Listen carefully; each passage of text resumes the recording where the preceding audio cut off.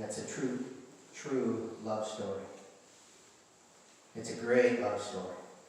And it's really, it really shows a picture about the love of God for us and His great love for us. And even in hard times, He loves us and meets us and cares for us. And will take care of us. So the book of Ruth is a real revelation of the love of God. And I want to start in chapter 1.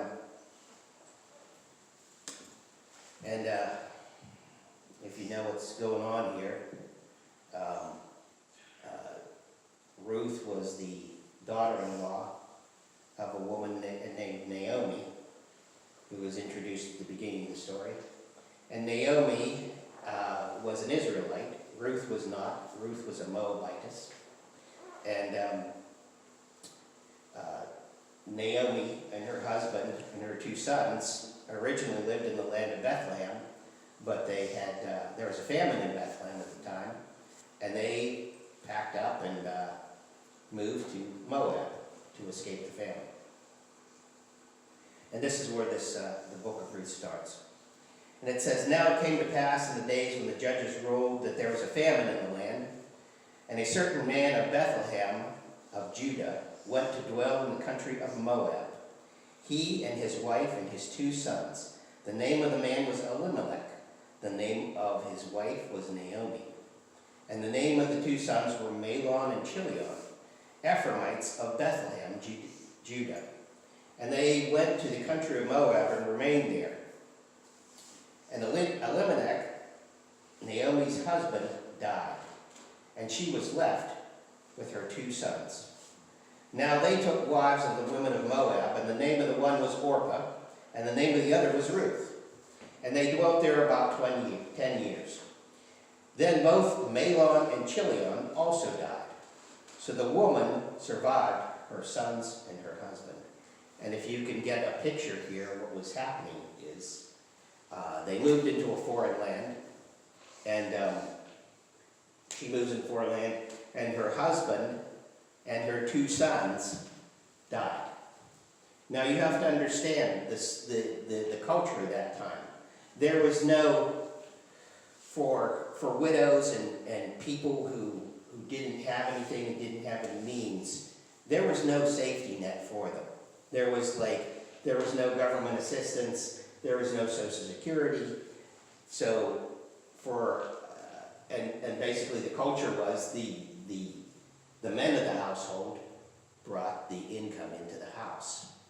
And they worked the farms, and they did the work, and typically the women in the home took care of the home and the children. They also worked in the fields. But for the most part, the husband was the innkeeper. Yeah, the breadwinner. Call it breadwinner today, huh? Literally, it was literal bread for them, though. So, but you understand that. So for her to lose her husband and her sons, she was in a desperate place. I mean, this was life and death to her. Basically, widows that lost everything and they didn't have anybody to provide for them. They would starve to death, and that was just the reality of those cultures back then. There was just no other means to take care of it. Now in the Israelites, for God's people, God's people were commanded right from the very beginning to care for the widows, and the orphans and the strangers. People many times who could not care for themselves, and they were instructed. Now there still wasn't any government system to do that. It was kind of like the honor system, that their neighbors would provide for them and take care of them, and that's how that nation functioned. But so Naomi was in a foreign land, and they didn't have that, and it was a desperate situation.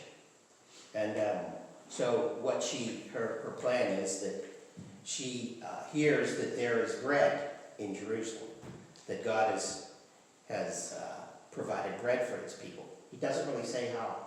It doesn't say how He provided bread. It just says God began to provide bread for his people.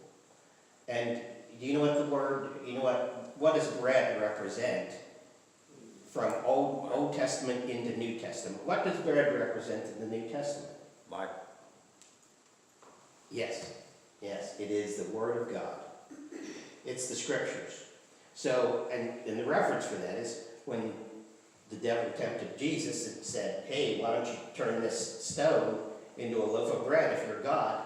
And Christ said to him, man shall not live by bread alone, but by every word that proceeds out of the mouth of God. Right? So bread to us is the Word of God, is the Scriptures. And there's other Scriptures that reference that. So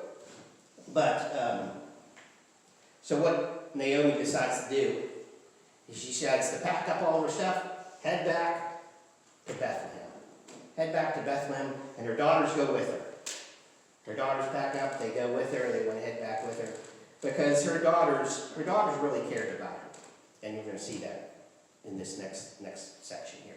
In verse 6, it says, speaking of Naomi, and then she arose with her daughter-in-law that she might return to the country of Moab, for she had heard that the country of Moab that the Lord had visited, she had heard in the country of Moab that the Lord had visited his people, giving them bread. Therefore she went out from the place where she was, and her daughter-in-law with her, and she went on the way and to return to the land of Judah.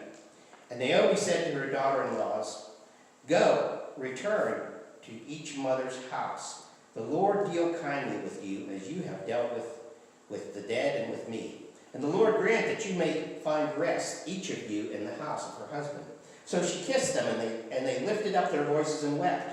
And they said to her, surely we will return with you to your people. So they still wanted to go, the two daughters-in-law still wanted to go with Naomi back to Bethlehem. But she says again, in verse 11, it says, but Naomi said, turn back, my daughters. Why will you go with me? Are there still sons in my womb, that they may be your husbands?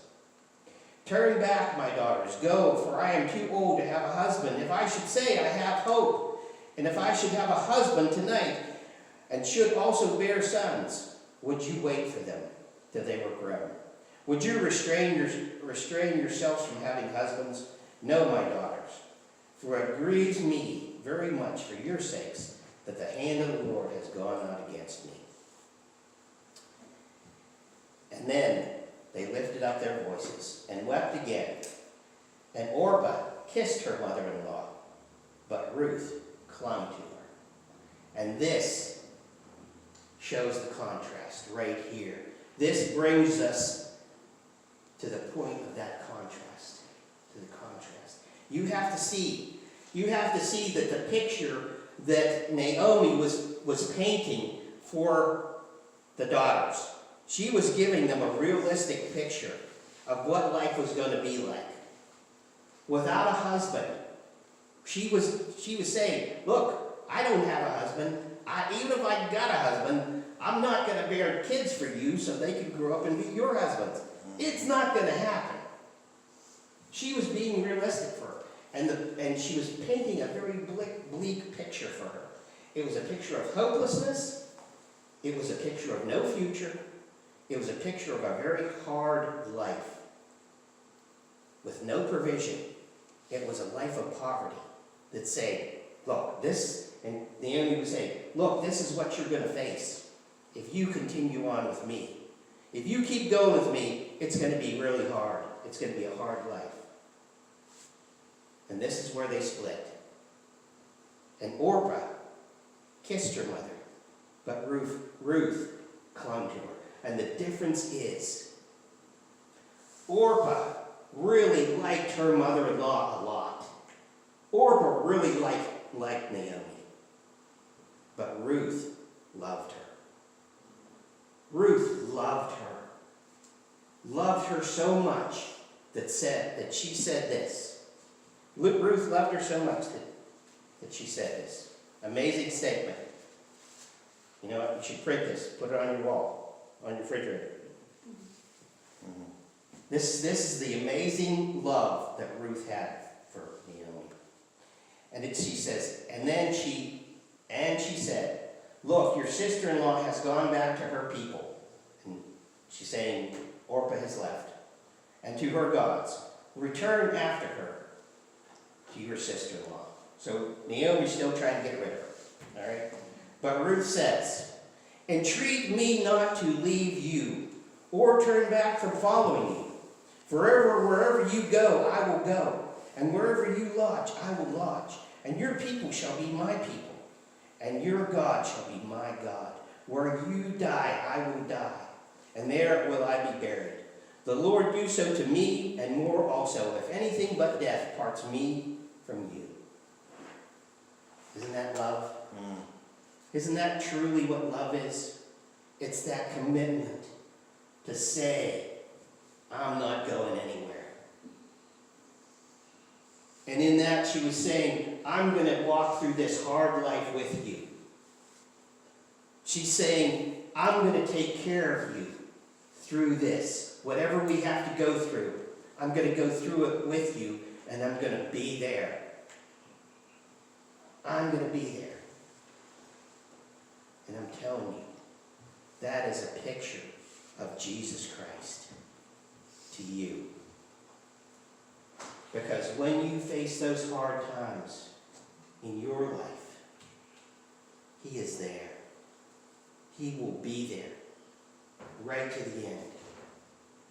He will be there right to the end for you. And you know what? This is the commitment that Naomi made. I'm sorry. This is the commitment that Ruth made. She said that where you lodge, I will lodge. So Ruth made a commitment to Naomi as an individual.